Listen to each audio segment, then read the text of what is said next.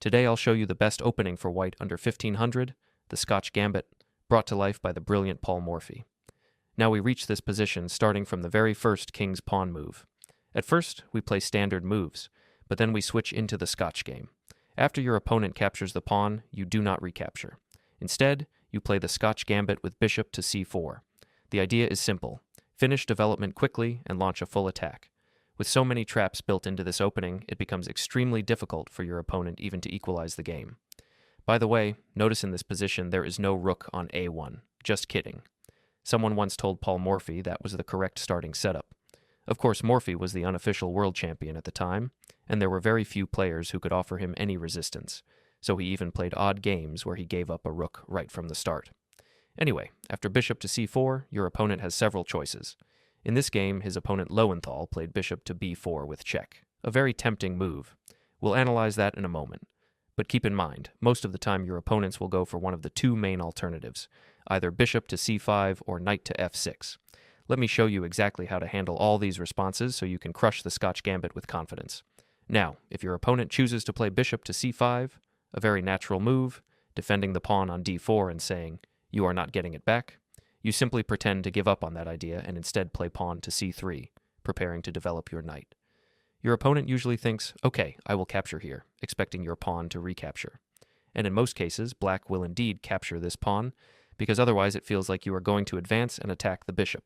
So the simplest solution for black is to take. At this point, your opponent expects you to recapture immediately, but instead, you capture the other pawn. When their pawn recaptures, you have the devastating follow-up, queen to d5 with check. On the next move, you regain your material and launch an attack completely for free without any real sacrifice. This is crushing because your opponent's king becomes dangerously exposed, making it very easy for you to continue your attack. That is how you deal with bishop to c5. Now let us look at the other common response, knight to f6. This is another natural move, developing a knight and preparing to castle. But here you can push your pawn forward to attack the knight. Suddenly the knight has no good squares to retreat to, and black does not want to waste time by undeveloping it. If the knight jumps to g4, pretending to attack your pawn on e5, you can simply ignore it and castle. At this point, your opponent is already at a disadvantage because the knight is misplaced. You can always attack it later, and if it retreats all the way back to h6, you can capture it and completely ruin black's pawn structure. And if black tries to capture in the center, they immediately run into trouble due to the pin along the e-file, with the knight directly attacked and no safe way to resolve the situation. You simply play pawn to f4, and since the knight is still pinned to the king, it cannot escape. On the very next move, you are going to win the piece and the game. This shows just how easily you can punish natural but careless moves. Back to the actual game, black played bishop to b4 with check, which looks very natural. In this position, you do not want to waste time covering your king with a defensive move.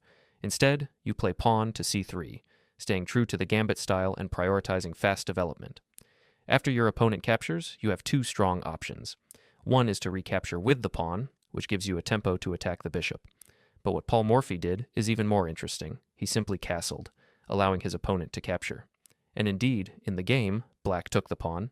If they had not, you could have recaptured with the knight and immediately jumped forward, or recaptured with the pawn and gained a tempo.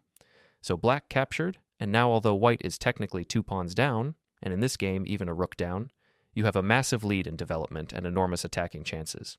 For instance, the bishop from b2 is already aiming at the pawn on g7, x-raying the rook on h8. Strangely enough, it is not easy for black to defend against this simple threat. If black tries to block with the knight, you can just push your pawn forward, and once again the knight has no safe squares. It becomes vulnerable everywhere. For example, if the knight steps aside, moves like queen to d5 come into play, targeting the pawn as well as the knight, while your bishop also joins the attack. Already at this stage, black is in serious trouble. Wherever the knight goes, it is going to be in trouble. And if it is not knight to f6, then what else can black really do to defend the pawn? Playing pawn to f6 is quite ugly. It weakens the position and opens up the long diagonal, meaning black will not be able to castle, since our bishop controls the square. Another option would be moving the king, but that leaves the king stuck in the center of the board without the possibility of castling. In the actual game, black ultimately decided to retreat the bishop all the way back to f8. Of course, it is always a bit sad when your opponent plays such a passive move. You almost want to encourage them to play knight back to b8 next and just start a new game, But anyway, in this game, bishop to f8 was played, and as we can see, it actually made some sense. Then Paul Morphy played pawn to e5, essentially saying, "You are not going to develop your knight so easily." And indeed, black immediately faced difficulties in completing development. Black tried pawn to d6, hoping to trade off the central pawn. Morphy calmly responded with rook to e1, aiming directly at the king and increasing the pressure. After black captured on e5, Morphy recaptured. Now came a very interesting moment. In the game, black decided to capture on d1 with the queen, because usually trading queens is considered the best way to neutralize an attack. Without queens, the opponent's attacking chances are reduced. But an interesting question arises here. What if black had instead played knight takes e5 first? What would white do in that case? Well, hopefully, Paul Morphy would have found the crushing continuation that immediately wins the game. I will give you a couple of seconds to try and spot the winning move yourself. The best move is not to simply recapture the knight, but instead to play bishop takes f7. This move is brilliant because the knight is pinned, so black cannot capture the bishop with the knight. The king is forced to move, and once it does, the queen on d8 becomes undefended, allowing white to capture it. From there, white is winning, already up in material, with the knight still under attack. If the knight moves, then queen to e8 delivers checkmate. That is how white could completely crush black in just a few moves. In the actual game, however, black chose to capture the queen. At first sight, this looks almost like a winning move for black, because if white simply recaptures, black remains ahead by a rook. Remember, Paul Morphy had given his opponent that rook advantage before the game started, so rook to d1 is not an option here. Instead, Morphy found a powerful in-between move. Bishop takes f7 with check. Now the question becomes, how can black respond? Moving the king onto the d-file is a disaster, because white would then recapture the queen with check.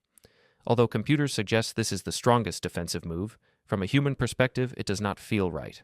For instance, if black tried to block with the bishop, white could trade knight with check to the king and then carry out the long-term threat of bishop takes on g7, attacking the rook and regaining material.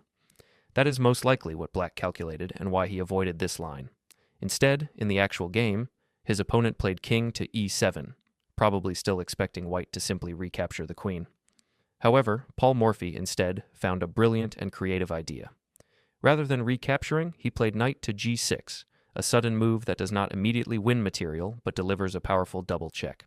And whenever there is a double check, the only possible move is for the king to escape. If the king tries to step aside, white would once again recapture the queen with check, and the rook would also be hanging, which is already losing. But the real question is, what happens if black simply captures the bishop? That is exactly what happened in the game. Black took the bishop, but then came the stunning move knight takes on h8, which was not only a capture but actually checkmate.